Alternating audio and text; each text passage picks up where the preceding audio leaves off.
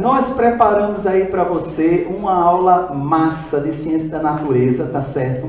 Nessas 6 questões que nós colocamos aqui, eu tentei resumir todas as dicas que eu tenho para dar para você a respeito daquele que vai cair na sua prova. Obviamente não dá para resolver questão de tudo, senão a gente ia sair daqui de meia-noite, concorda comigo? Ninguém quer isso. Então eu vou tentar, dentro dessas 6 questões, falar todas as dicas que você precisa para fazer uma excelente prova, beleza?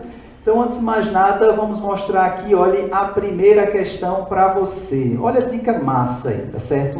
Aqui eu coloco para você 3 questões que já estão presentes na sua prova. Não precisa nem vê-las, se você quiser anotar. Ó, uma questão vai ser a respeito de cinemática, outra de leis de Newton e outra a respeito de fluidos. Eu posso afirmar isso para você categoricamente baseado em estatística. Eu peguei simplesmente as 5 últimas provas, já sabia disso, só apenas quis ratificar, e em todas elas você tem uma questão de cada área dessa daqui. Professor, o que é que cai da parte de cinemática? Você precisa ficar atento basicamente aos assuntos de movimento uniforme e uniformemente variado, ou a parte de movimento circular. Às vezes ele alterna, tá certo? De um ano para o outro cai um, depois cai o outro. O ano passado caiu a parte de movimento uniformemente variado, provavelmente esse ano é possível que caia a parte de movimento o quê? Circular. Então veja, essa aula de hoje é uma aula excelente, é uma aula primordial, sim, mas não é a aula que vai salvar a nossa vida. Na verdade, o que salva a sua vida é o trabalho de um ano que você fez. Todo o esforço que você executou, todas as coisas boas que você renunciou, todo o esforço que você teve até chegar aqui. Nós fizemos 7 semanas de revisão. Então a gente não pode jogar isso fora de jeito nenhum. Tá bem, querido, obrigado. Então, gente, precisamos ficar ligados que não é apenas essa aula de hoje. Eu preciso que em algum momento depois você pegue aquelas nossas 7 fichas e dê uma olhadinha nelas. Eu não quero que você refaça aquelas fichas, você não tem tempo hábil para isso. Mas você pode simplesmente dar uma olhada, tá certo? Se você não tiver a resolução de todas as questões, porque sempre tem uma ou outra que a gente deixa para casa, vá no Facebook, vá no meu site, baixe lá todas as resoluções e acompanhe. É importante apenas que você veja a questão e a maneira como resolvê-la, o raciocínio, a fórmula. Se você estiver entendendo tudo daquelas 7 fichas, eu te garanto, você vai fazer uma prova primorosa.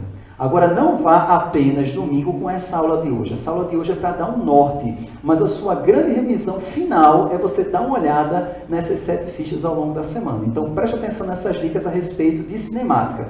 Ou movimento uniformemente variado junto com o movimento uniforme, ou a parte de movimento circular. Por exemplo, se for a parte de movimento uniforme e uniformemente variado, normalmente ele gosta de pedir ou uma equação direta para você aplicar diretamente na fórmula, ou ele pode pedir uma propriedade gráfica. Aí você tem que lembrar, né? Espaço, velocidade e aceleração. Saber o que é que vai e saber o que é que vem. Por exemplo, do espaço você consegue encontrar a velocidade através da inclinação da reta, que era a tangente de θ. Da velocidade, você também consegue encontrar a aceleração por essa mesma inclinação.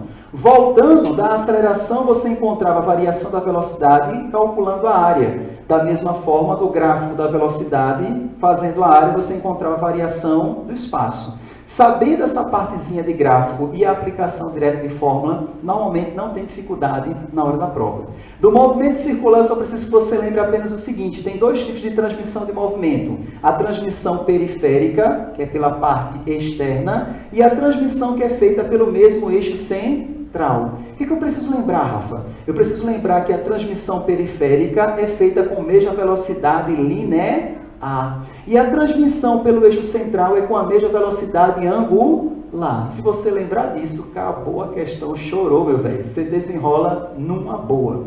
Da parte de leis de Newton, pega a fichinha de revisão e dá uma olhada. Lá eu coloquei as questões que mais caíram em todos os tempos. Normalmente é uma questão conceitual. Gente, eu só lembro de uma questão de leis de Newton em todos os tempos do Enem que teve cálculo, que foi aquela da polia, que eu não sei se vocês estão lembrados qual é. Todas as outras é conceito. Então, normalmente, lei de Newton aqui, ele fala sobre força de atrito, fala sobre força de resistência do ar, fala sobre freios ABS, fala sobre as 3 leis de Newton, fala sobre força centrípeta. Se você der uma olhada naquela fichinha de revisão, você já sabe o necessário para matar essa questão. Na parte de fluidos, esse assunto é todo ano mesmo, tá certo? Eu estou falando aqui de hidrostática e da parte de hidrodinâmica. Dentro dessa parte de fluidos, você tem um conceito de densidade, você tem um conceito de pressão hidrostática, que é o teorema de Steven, você tem um conceito de empuxo, e você tem os conceitos básicos de hidrodinâmica, né? Que seria o conceito de vazão, equação da continuidade. Vocês viram um videozinho que eu postei agora há pouco sobre a equação da continuidade no Instagram? Uma queda d'água de uma coluna d'água, ela vai afinando, a sua área vai diminuindo, porque na queda a velocidade vai o quê? Aumentando. Então, se a velocidade aumenta, a área faz o quê, galera? Ela diminui. Da mesma forma, você tem que lembrar da equação de Bernoulli. Não precisa lembrar da equação, precisa saber o princípio. Qual é o princípio, professor? Se você tiver um fluido em movimento, quanto maior a velocidade de escoamento desse fluido, menor deve ser a pressão. Por isso que quando o vento sopra, a porta faz o quê? Bate. Porque quando o vento sopra, a pressão do lado de fora faz o quê? Diminui, e a pressão de dentro, que se torna maior, empurra a porta para fora, fechando ela instantaneamente, beleza? Então é isso que você precisa revisar. Nessa questão, eu coloquei os 3 assuntos ao mesmo tempo, tá certo? Na sua prova, você vai encontrar essas questões distribuídas por cada assunto diferentemente, tá certo? Então eu vou dar uma olhada aqui junto com você, eu queria que você lesse aqui a primeira dica. Ele vai dizer o seguinte: restos da Apollo 11. No ano de 2013, o fundador da Amazon, Jeff Bezos, descobriu componentes de 2 motores F1, que faziam parte da Apollo 11. Eles estavam no fundo do Oceano Atlântico desde 1969. Esses motores tinham 195 kg e faziam parte do dispositivo que permitiu que os astronautas fossem enviados para a Lua pela primeira vez. Para recuperar este artefato, mergulhadores desenvolveram uma espécie de caixa cúbica de 60 centímetros de aresta e massa de 5 kg, capaz de suportar os componentes do motor encontrado em seu interior. Em seguida, bombearam o excesso de água da caixa para que em seu interior estivessem apenas a peça e o ar. Após quanto tempo, em segundos, a caixa atingirá a superfície livre da água, que está a 640 metros de profundidade a partir do repouso? Despreze a resistência da água em relação ao movimento da caixa e considere a densidade da água como sendo 1 grama por centímetro cúbico e a gravidade G igual a 10 metros por segundo elevado ao quadrado. Pois não, pode falar. Não, a resistência da água seria uma espécie de força de viscosidade. Você não tem a resistência do ar. Por exemplo, um paraquedista, quando desce para baixo, a força de resistência do ar empurra ele para onde? Para cima. Se você tentar subir para cima, ela vai empurrar você para onde?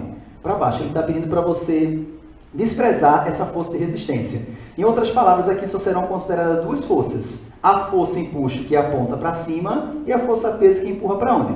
Para baixo. Então, o primeiro assunto abordado aqui, pessoal, é o assunto de fluidos. Quando você coloca o artefato dentro da caixa e você retira a água de dentro dele, na parte de dentro você vai ter ar, do lado de fora você vai ter água. Só que a densidade do ar é menor do que a densidade da água.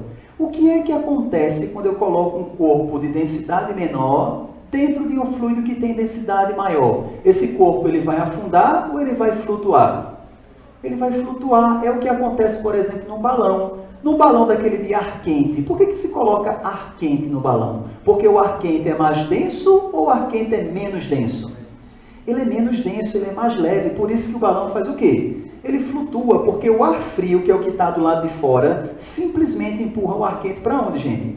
Para cima. Então, a primeira sacada que você tem que perceber é que a força empuxo vai atuar aqui na parada. Então eu queria que você já começasse colocando o esquema da questão, certo? Você vai colocar aqui, ó, a figurinha. Primeira coisa importante, nós vamos ter uma caixa cúbica que vai estar sendo impulsionada para cima. Essa força aqui, ó, é a nossa força empuxo. Só que existe a força peso que vai puxar ela justamente para baixo. Então, ó, como esse sujeito ele vai querer subir acelerado, então já chega à conclusão que ele vai possuir uma aceleração voltada justamente para cima. Isso quer dizer que ele vai executar um movimento uniformemente o quê? Variado. Então, a primeira parte eu já descobri, que é justamente a atuação da força empuxo, é a parte de fluidos. Lembrando que a fórmula da força empuxo é dada por G vezes o D vezes o V. No caso, gravidade vezes densidade do líquido vezes o volume submerso. É a famosa fórmula do eu gosto de você. Fácil demais de memorizar. Uma vez sabendo como se calcula a força empuxo, eu agora posso resolver esse problema pela segunda parte. Observando aqui, ó, a segunda lei de Newton, que diz que força resultante deve ser igual ao produto da massa vezes a aceleração. Gente, se eu quero calcular a força resultante, eu tenho que observar a orientação. Ui, força em sentidos opostos. A resultante é dada pela soma ou pela subtração? Quando você for subtrair, tem que subtrair a força da maior da força o quê? Menor. Lembrando que a força maior sempre aponta no sentido de quem? Da aceleração. Então, aqui vai ficar força empuxo menos a força peso, como sendo igual a massa vezes a aceleração. Pergunta, até aí alguma dúvida? Você entendeu o mais difícil. Quando a gente substituir a fórmula do empuxo, a fórmula do peso, facilmente a gente descobre o valor de quem? Da aceleração. Aí agora é só descobrir o que ele deseja no final, que seria o intervalo de tempo. Então, jogando aqui, ó, posso fazer o cálculo já separado, se você permitir. A força empuxo é dada pela gravidade, que vale 10, vezes a densidade do líquido, que no caso é a água. Ele diz que a densidade vale quanto? Vale 1, mas você precisa ter cuidado com essa unidade. Ele diz que é 1 grama por centímetro cúbico. Transformando para o sistema internacional, isso vira 1000, 10 elevado à terceira, quilogramas por metro cúbico. Tudo isso, galera, vezes o volume o quê? Que está submerso. Então, eu preciso calcular o volume dessa caixa, que eu posso fazer a conta em separado aqui, ó. O volume de um cubo, pegando emprestado agora da matemática, é dado pela aresta elevado o quê? Ao cubo. Então, ó, tendo cuidado apenas com as unidades, o volume do cubo vai ser igual a 60 centímetros, que transformando para metros, dá 0,6. Tudo isso elevado o quê, pessoal? Ao cubo. Posso reescrever esse volume do cubo como sendo 6 vezes 10 elevado a menos 1. Tudo isso, quando estiver elevado ao cubo, vai fazer com que o seu volume final seja igual. Você me ajuda aqui, por favor? 6 elevado ao cubo. 6 vezes 6 dá 36. 36 vezes 6. 180 mais 36. 216. Muito obrigado. Então, vai ficar 216 vezes 10 elevado a menos 3 metros cúbicos. Então, ó, encontrado o volume dessa caixa, a gente volta para cá, sabe que ela está totalmente submersa, então corresponde ao volume submerso. Vai ficar 216 vezes 10 elevado a menos 3. E aí, gente, nesse produto eu posso cortar, ó, o 10 à terceira com 10 elevado a menos 3. Isso faz com que a força empuxo seja igual a 2.160 newtons. Então, a primeira etapa já foi. Descoberto o valor da força empuxo, joga do lado de cá, ó. Vai ficar 2.160, tudo isso menos o peso. Tu me ajuda? Eu quero fazer isso aqui de cabeça. Ele fala que a massa do equipamento é 195 kg. Confira, por favor. Mas ele também diz que a massa da caixa vale quantos quilogramas? Apenas 5. Se você somar os dois, dá exatamente quanto? 200 kg. Concorda comigo? Bom, se a massa vale 200 kg, o peso vale quantos newtons? 2.000 newtons, que é só pegar isso e multiplicar por 10. Aí tudo isso vai ser igual à massa de tudo, que é 200, vezes a aceleração. Então essa subtração vai dar 160. Quando eu dividir 160 por 200, pela fé, isso dá 0,8 metros por segundo elevado ao quadrado. E aí, conseguimos descobrir o valor da aceleração. Só que a pergunta final é: quanto tempo essa caixa ela demora para poder atingir a altura máxima? E aí, como eu tenho que sacar que é um problema que tem aceleração, é um problema de movimento uniformemente variado. Posso apagar esse pedacinho aqui? De boa? Então, vamos. Como é um movimento uniformemente variado, eu tenho que lembrar que eu tenho 3 equações. Na verdade, eu não tenho 3, eu tenho quantas?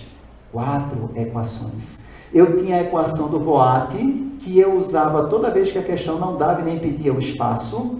Eu tinha um sorvetão, que eu utilizava toda vez que a questão não dava nem pedia a velocidade final. E eu tinha a Torricelli, quando a questão não dava nem pedia o quê, pessoal? O tempo. Mas ainda tinha a quarta equação que corria por fora. Alguém lembra?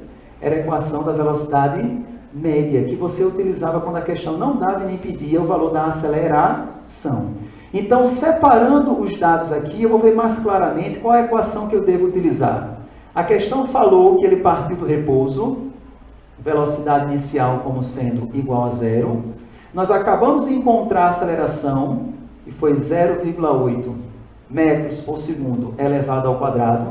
Ele falou a distância que vai ser percorrida, que foi 640 metros, e pediu o intervalo de tempo em segundos.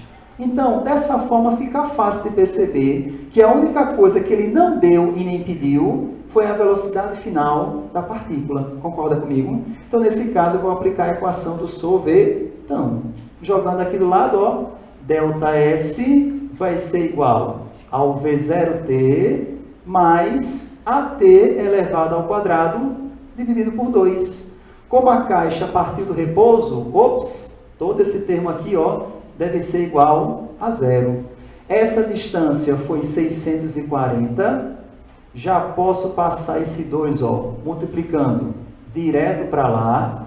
Tudo isso é igual a A, que multiplica T ao quadrado. Só que esta aceleração foi 0,8. O tempo eu estou querendo descobrir. Então, fazendo essas continhas aqui, minha gente, você tem fé nessa noite, sim ou não? Sim. Sim ou não? Sim. Então, pela fé, fazendo essas continhas todinhas aqui, a gente vai chegar a 40 segundos. Mas bate certinho, ok? Veja a resolução aí na física e na matemática. Fica alguma dúvida? É tranquilo? Posso dar uma boa notícia? Eu juntei 3 assuntos na mesma questão. E ainda assim você seria capaz de desenrolar. Na sua prova, ele desmembra isso. Então vai ser uma questão para cinemática, outra para fluidos e outra para leis de Newton. Só vai depender da nossa diligência. Se der uma olhadinha nas fichinhas, nesse intervalo de tempo que você tem agora, você consegue relembrar todos os conceitos e fórmulas necessários. E não só isso, mas você relembra o estilo que cai na prova, que foi assim que a gente fez ao longo de toda a nossa revisão. Beleza? Vamos para a segunda questão?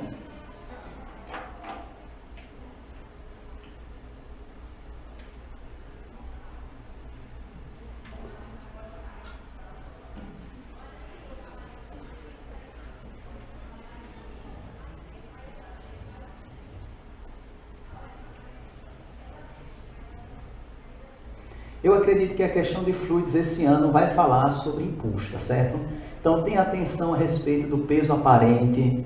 Lembrando que o peso aparente é a marcação da balança. Pode ser uma balança de mola, que é um dinamômetro, pode ser uma balança comum, não importa. Posso apagar esse lado aqui? Beleza.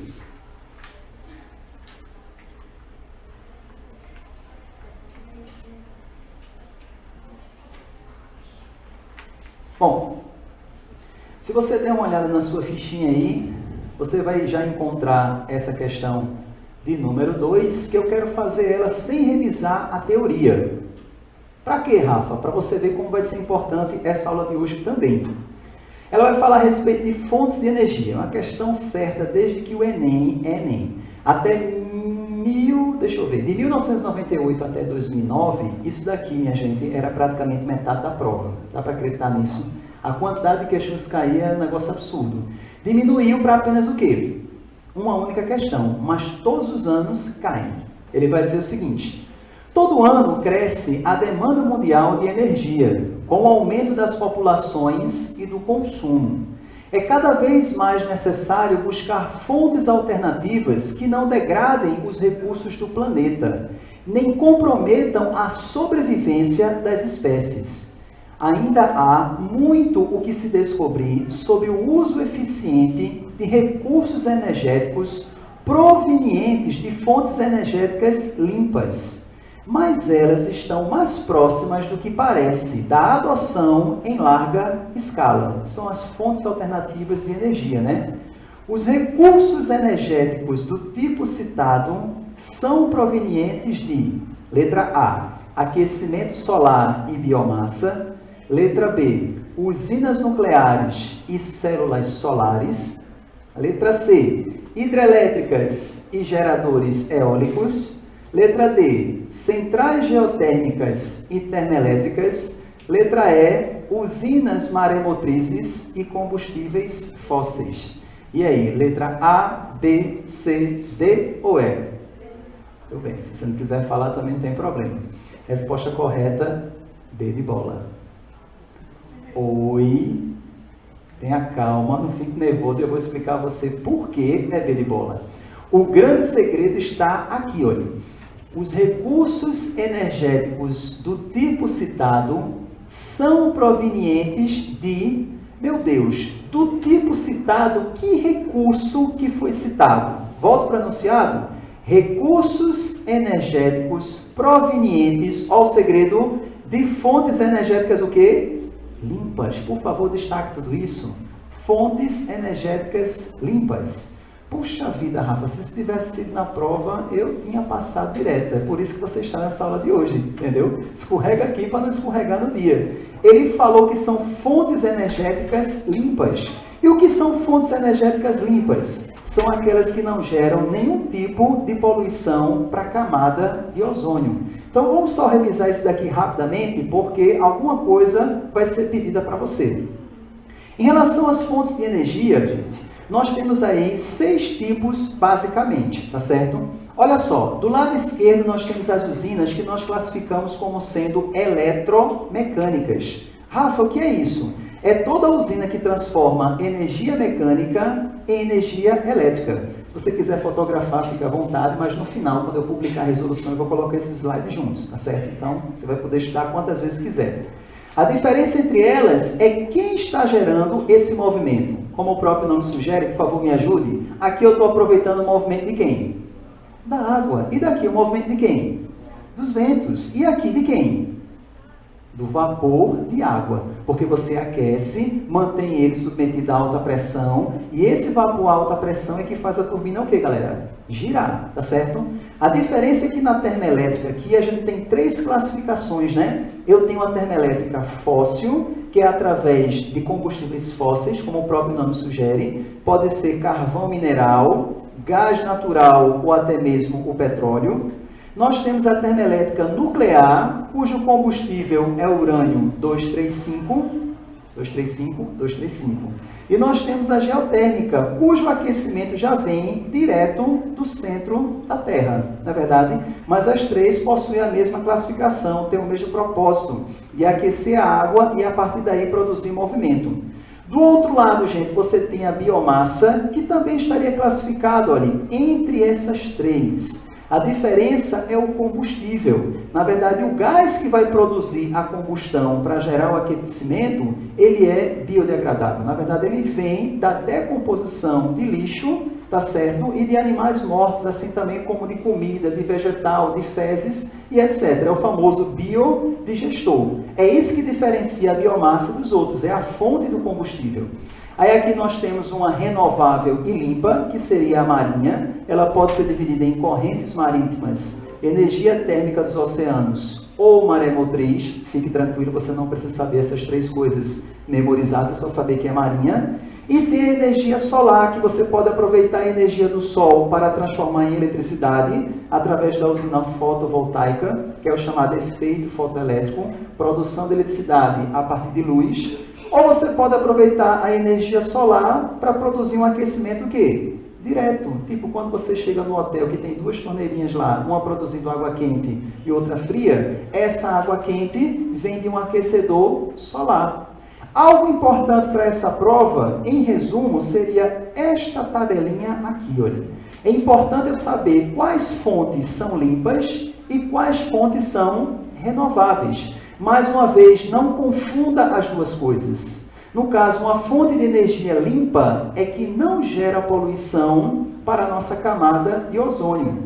Uma fonte renovável é aquela que você pode reutilizar os seus recursos iniciais. Por exemplo, uma termoelétrica fóssil. Depois que, por exemplo, eu queimo o combustível, o petróleo, eu tenho como reutilizar esse camarada? Não, porque ele vai demorar milhões de anos para ter que ser produzido novamente. Então eu tenho que conhecer toda essa tabelinha aqui. O que é melhor? Você memorizar a exceção. Tipo assim, quais são as usinas limpas? Eólica, maremotriz, nuclear e solar. Com uma pequena ressalva para nuclear e solar, tá certo? Porque a gente está considerando apenas o funcionamento da usina após a instalação. Porque o Enem ele pode ser rigoroso, nunca caiu assim, tá certo? Mas ele pode ser rigoroso e considerar desde o momento que você vai extrair a matéria da natureza até a produção e construção da usina. Se ele considerar todo esse processo, não se safa uma. Todas elas são o quê? Poluidoras. Mas se eu considerar somente a usina funcionando, eu posso considerar 4 limpas. Eólica, mais uma vez, maremotriz, a nuclear e a solar. Eita, professor, eu achava que a nuclear era poluidora, porque gera o lixo atômico. Realmente, é um lixo. Mas vai para a camada de ozônio? Não, porque radioatividade não é emitida com gás poluente. Você entende isso? Por isso que a nuclear não é considerada poluidora. Ela é considerada energia o quê, gente? Limpa. Tá claro aí a diferença? Agora, essa nuclear que é limpa, ela é renovável? Não, ela não é renovável. Aparece exatamente aqui, do outro lado. Tá certo? Então, quem é que não é renovável? Quem é que eu não posso reutilizar os recursos? Termoelétrica, tá certo? Nuclear e só, basicamente. O restante aí você reutiliza sem bronca nenhuma, ok? Na terceira coluna você só tem aí os tipos de transformação que vai ocorrer. Onde você vê escrito EP, seria energia potencial, né? Por exemplo, na represa da hidrelétrica, a energia potencial gravitacional se converte em cinética, depois se converte em quê? Elétrica. Por favor, me ajude rapidamente. Energia é o quê? Se convertendo em quê? Na termoelétrica você tem energia térmica se convertendo em quê? E depois? Elétrica. Na biomassa, energia se convertendo em elétrica. Essa daqui rápido, em elétrica. Térmica, cinética em elétrica. Luminosa em energia o quê? Elétrica. Térmica, cinética em quê, pessoal? Elétrica. Aí isso me faz lembrar um tópico muito importante que cai todos os anos. Lei de conservação da energia. Pega aquela fichinha de dinâmica de número 2, relembra as fórmulas de energia potencial, energia cinética, leis de conservação, sistema conservativo, sistema dissipativo, porque essa questão, quando cai, é sempre uma questão teórica. Eu não lembro realmente uma questão do Enem que seja de cálculo dessa parte de conservação de energia. Relembra também as fórmulas de trabalho, eu sempre brinco dizendo isso, né? Que o assunto de trabalho realmente é a questão mais trabalhosa. Então, relembra as fórmulas de potência, de trabalho da força-peso, trabalho da força resultante, a fórmula da intensidade. Se você der uma olhada com calma, vai ficar filé, tá certo? Então, com esses 2 slides, você consegue fechar a questão de fontes de energia sem problema nenhum, tá certo? Opa! Opa, boa pergunta, Yali. Professor, a hidrelétrica não é limpa por causa de quê? Será que é o vapor de água? Eu poderia pensar no caso da nuclear, né? Porque se fosse assim, a nuclear não libera o vapor de água, então ela talvez seja considerada o quê? Poluidora. Apesar do vapor de água ele agravar um pouco o efeito estufa, ele não polui a camada de ozônio. Por isso que a nuclear é considerada limpa. A hidrelétrica é considerada poluidora porque ela emite gás metano. Devido à agregação de vegetais, eu acho que principalmente, não sei se eu vou falar errado aqui, mas eu acho que são as algas, tá certo? E algumas vegetações, pelo estado de decomposição e etc., até mesmo do alagamento, muitos animais são mortos. Nesse estado de decomposição, você tem uma emissão de metano numa escala muito alta, porque a área legada é muito grande. E essa quantidade de metano que é produzido, ela é relevante sim para a poluição da nossa camada de ozônio. Entender essa ideia? Então, se você quiser colocar, ela é poluidora por causa da emissão de gás metano. Beleza? Tudo certo, gente? Então, por favor, diga assim comigo, vai valer a pena? Vai valer a pena. Vamos à terceira questão. Vou falar agora a respeito para você de termologia. Querido, termologia possui muitos assuntos que a gente dá em sala de aula. Mas, para ser bem franco com você, na hora da prova são basicamente dois. Quando não cai calorimetria, cai a parte de termodinâmica. Às vezes ele oscila, tá? Calorimetria, termodinâmica de um ano para o outro. O ano passado foi calorimetria. Esse ano pode ser o quê? Termodinâmica.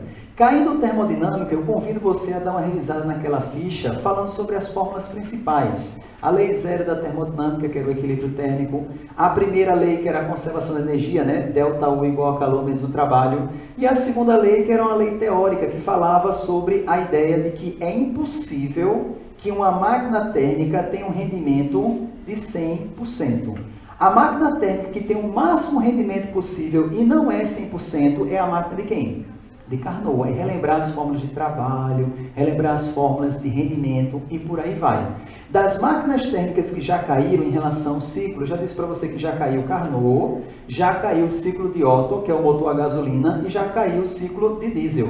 Só falta uma famosa cair, que não caiu e a gente já trabalhou várias vezes, inclusive está na sua ficha de revisão. Você não vê se você não quiser. É a chamada ciclo de Stirling, tá certo? Dê uma olhada lá direitinho como é que se comporta essa máquina. Essa questão, especificamente, o aquecedor solar é um equipamento utilizado para o aquecimento da água através do calor do sol.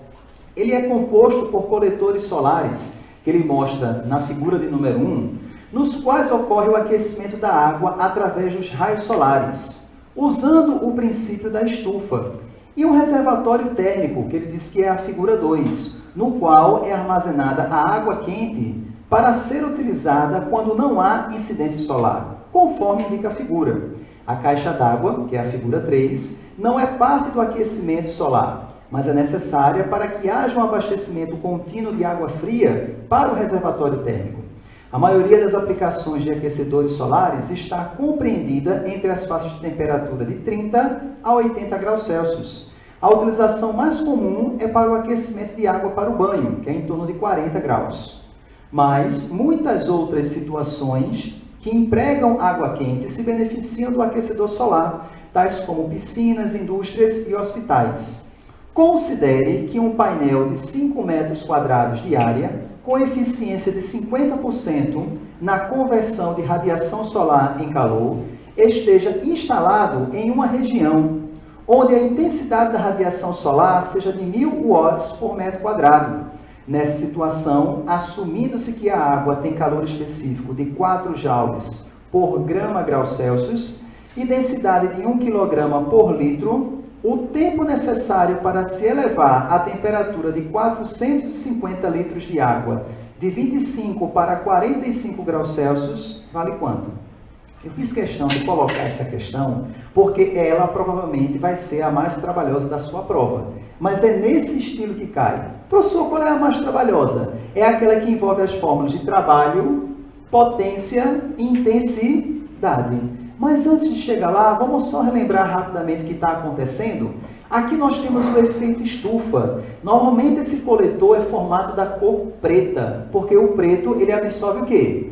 Mais calor. Normalmente ele é fechado com uma tampa de vidro, Porque o vidro, assim como a nossa atmosfera, são películas que são transparentes, deixando o ultravioleta entrar, mas não deixa o infravermelho, que são as ondas de calor, fazer o quê, pessoal? Sair. É como se ele retesse as ondas eletromagnéticas, gerando um maior aquecimento. Como você sabe, a água mais quente, ela é mais leve. Se ela tem densidade menor, ela faz o quê? Sobe. Enquanto a água fria faz o quê, gente? Desce.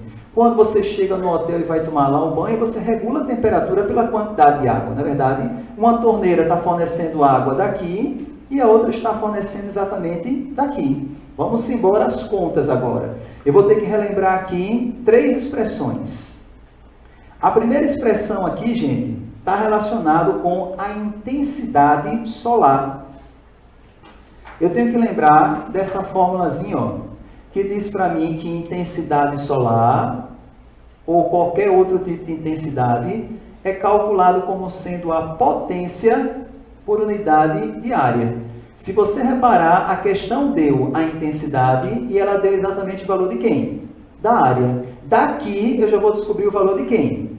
Da potência. Para facilitar para mim que estou explicando e para você que está entendendo, vamos separar os dados? Ó, a intensidade solar foi de 1000 watts por metro quadrado. Ora, a área desse coletor solar foi de 5 metros quadrados. Deixa eu ver o que ele fala mais. Ele diz que a variação de temperatura que ele considera aí é de 25 até 45 graus Celsius. Então, Δθ foi igual a 20 graus Celsius. Fornece para a gente ainda o calor específico da água, que foi 4 joules por grama graus Celsius. E ainda fornece o volume de água, que foi de 450 litros. Eu não vou anotar a densidade da água, porque você já sabe que é igual a quanto? A 1. Então, a partir disso, substituindo os valores, repare, a potência, fazendo o produto dos meios pelos extremos, é a intensidade vezes a área. Só que aqui tem uma pequena pegadinha. Ele diz que a irradiação, a intensidade luminosa naquela região, é de 1000 watts por metro quadrado. Mas esse coletor absorve 100% desse negócio? Só absorve quanto? Então eu estou interessado em 1000 ou eu estou interessado em 500? Entendesse agora, só que eu estou fazendo de cabeça. Fica ligado aí.